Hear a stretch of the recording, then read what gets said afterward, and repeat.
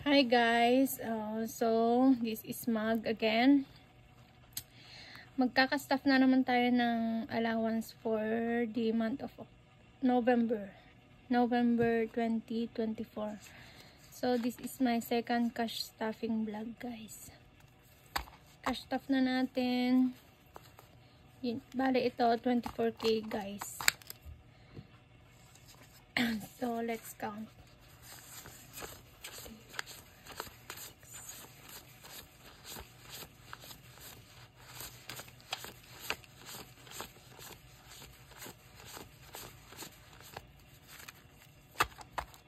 Okay.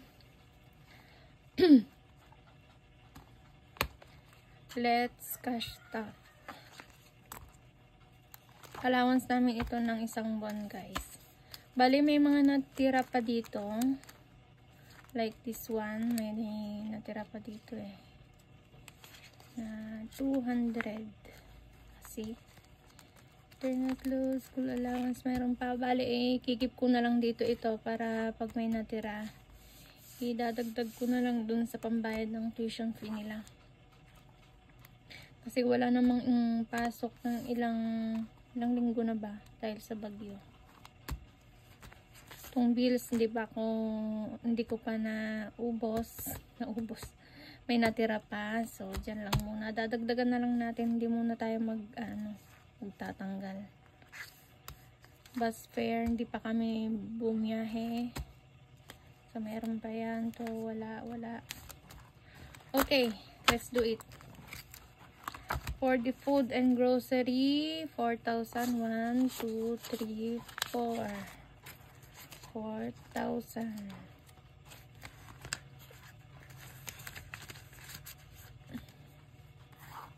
Nakikita nyo ba guys? Gasol, 4,000. 2, 3, 4.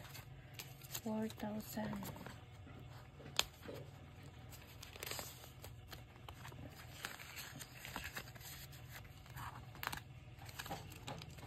Internet load. 1, 2, 3.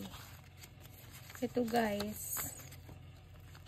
Sobrang namamahalan na ako dito. Sa internet namin. Parang gusto ko nang mag-downgrade. School allowance, 4,000. 1, 2, 3, 4. 4,000. Papabarya ko na lang to kapag kasi mahirap magbigay pag hindi siya napabaryahan.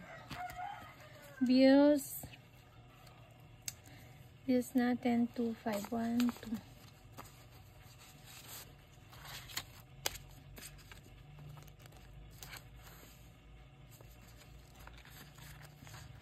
This is for the bills, water bill and electric bill.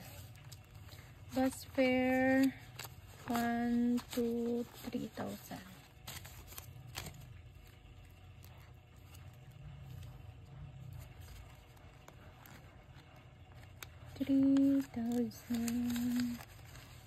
Kapag may matira dyan, lalagay natin sa buffer. Pero gusto ko na lang, sa katapusan na lang.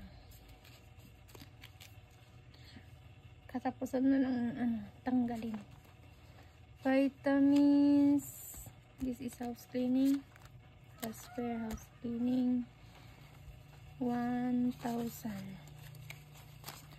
Hindi na ako nagpapalinis. Madumi na ang bahay namin kaya kailangan mo to. Shopping, car wash, occasion 1,500. 1,500 tapos yung shopping natin na 1,000. Diba? May pang shopping tayo. Okay. Ayan na yung 24k.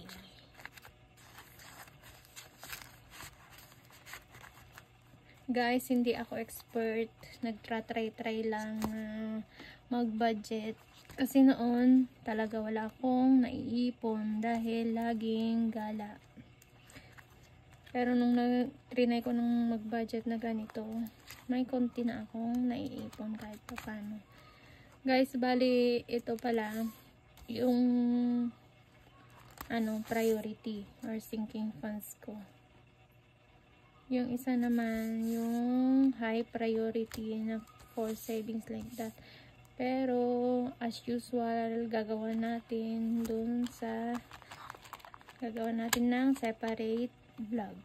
So thank you guys for watching. Have a good day.